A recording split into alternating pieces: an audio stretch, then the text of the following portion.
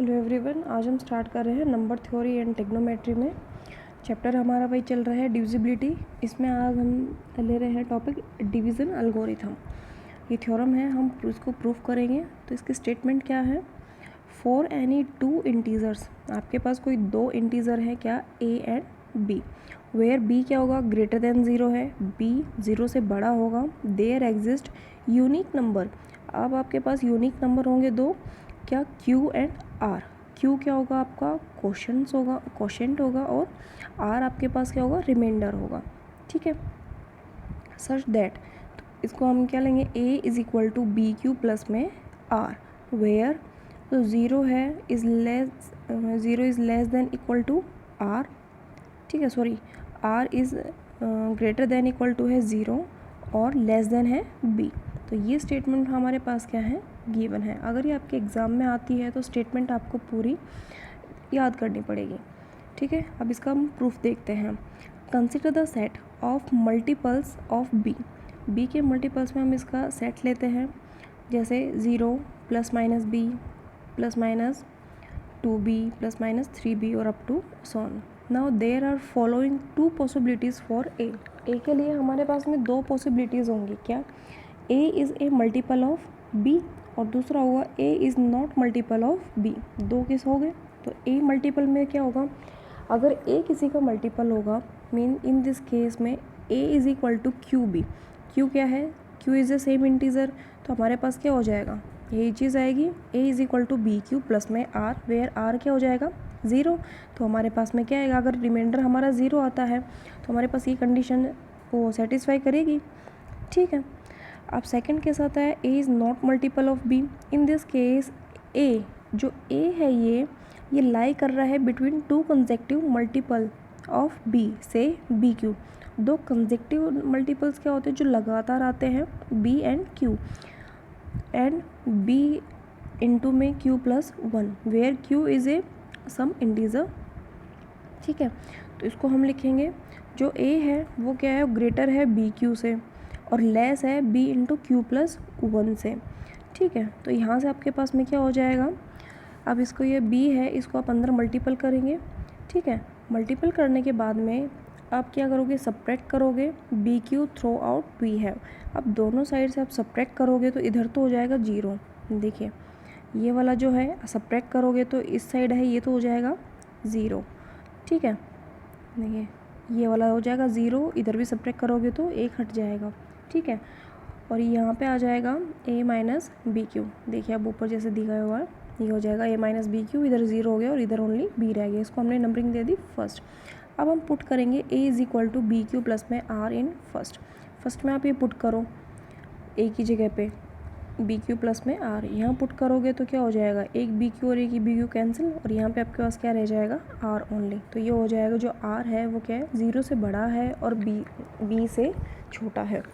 ठीक है, तो ये वाली स्टेटमेंट तो हमारी हो गई prove. Combining both the cases, अगर दोनों केसेस को हम कंबाइन करते हैं, जोड़ते हैं, तो वी हैव, तो a is equal to B Q plus में आर। ठीक है, दोनों के दोनों अगर हम दोनों स्टेटमेंट को हम जोड़ते हैं तो हमारे पास ये रिजल्ट शो होता है, क्योंकि पहले रिजल्ट में तो हमारे पास ये शो हो गया, दूसरे रिजल्ट में इसकी ये वाली स्टेटमेंट शो हो गई, ये हमारे पास हो गया नंबर सेकेंड।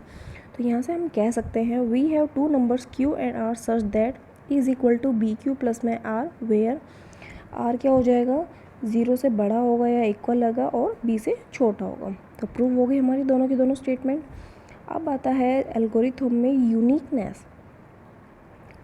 तो यूनिकनेस देखिए, अब यूनिकनेस में सेम चीज़ें हमारे पास यही रहेंगी, बस नेम इनके थोड़े डिफरेंट रहेंगे। Suppose that we have two other integers. अब यूनिकनेस में हम कोई दो और इंटीजर्स लेके इसको हम प्रूफ करेंगे। तो दो इंटीजर्स हमने ली Q1 and R1 such that, तो ए आपके पास में क्या हो गया, BQ1 प्लस R1, ये वाली होगी आपके पास में। और ये वाली स्टेटमेंट क्या हो जाएगी, R1 क्या है आपका, ज़ीरो से इक्वल है और बड़ा है। ठीक है, और बी से क्या है, छोटा। इसको हमने numbering they the third, from second and third. ये देखिए सेकंड ये है और थर्ड ये है। सेकंड एंड थर्ड करोगे तो आपकी जगह एक साइड इक्वल है तो दोनों साइड इक्वल होंगी। एक साइड ये आ गई बी क्यू प्लस में आर और एक BQ1 प्लस R1। ठीक है, अब आर को एक साइड ले आए और बी क्यू को एक साइड ले आए, तो R माइनस R1 हो गया और b क्या हो गया, b into Q1 minus Q, इसको हमने numbering they the 4th। From the definition of divisibility, अब डिविजिबिलिटी की डेफिनेशन लगाओगे तो क्या हो जाएगा, b divided by r minus r1, ये डेफिनेशन लग गई डिविजिबिलिटी की। नाउ अब आप r माइनस r1 का मोड करेंगे तो ये क्या होगा, लेस देन b। कैसे, देखिए जो r है वो हमारे पास गिवन क्या है, वो क्या है, 0 से बड़ा है, इक्वल है, और b से छोटा है, और r1 की भी सेम है। तो r माइनस r1 क्या है, न्यूमेरिकली लेस देन b, मतलब न्यूमेरिकली क्या हो जाएगा, b से हमारा क्या है, लेस है, मतलब छोटा है। ठीक है, ये क्या है, which is possible only if, ये कैसे पॉसिबल हो सकता है, ये r minus r1 zero, that is r is equal to r1 होगा, तो वो ज़ीरो तभी होगा जब r किसके इक्वल होगा, r1 के होगा। ये हम पुट करेंगे थर्ड में, जो हमारे पीछे थर्ड इक्वेशन है, देखिए ये हमारी थर्ड इक्वेशन है, इस वाले में ये थर्ड इक्वेशन है, इसमें हम क्या पुट करेंगे, r is equal to r1 put करेंगे तो हमारे पास में क्या आएगा, देखिए हमने पुट किया तो हमारे पास ये हो गया b Q1 minus Q is equal to zero, b क्या हो जाएगा, नॉट इक्वल टू ज़ीरो, तो ये क्या हो गया, Q minus Q is equal to zero, तो ये आ जाएगा Q is equal to Q1 from second. अब जो सेकेंड है, सेकेंड हमारे पास ये थी, तो सेकेंड से हमारे पास ये क्या आ गया, दोनों इक्वल हो गए। तो देखो अब ये वैल्यूज़ हम जो पुट करेंगे तो हमारे पास सेम ये वैल्यू आ जाएगी। Hence we conclude that for any two natural number a and b there exist unique number q and r such that a is equal to B Q plus में r। तो ये आपकी क्या है, division algorithm. अब एक definition आती है, डेफिनेशन देखिए, ये है हमारे पास ग्रेटेस्ट कॉमन डिवाइज़र, या हम इसको बोल सकते हैं GCD। मेनली GCD की शॉर्ट डेफिनेशन होती है, आपके पास कोई भी है जो कॉमन चीज़ होती है, या खुद से या वन से जो डिवाइड होता है, वो आपका क्या होता है, GCD होता है।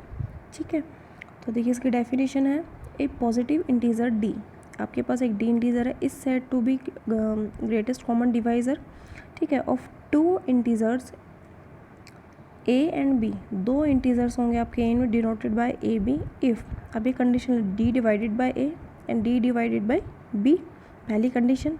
दूसरी है c divided a and c divided b, then c divided by d, where c क्या है आपका, d से लेस है और इक्वल भी हो सकता है। फॉर एग्जांपल मान लीजिए GCD है आपका 8, ठीक है, 8 एंड 24, तो 8 एंड 24 का GCD क्या होगा, 8, ठीक है, क्योंकि वो कॉमन हो गया हमारे पास में, वो इससे भी हो जाएगा और इससे भी डिवाइड होगा।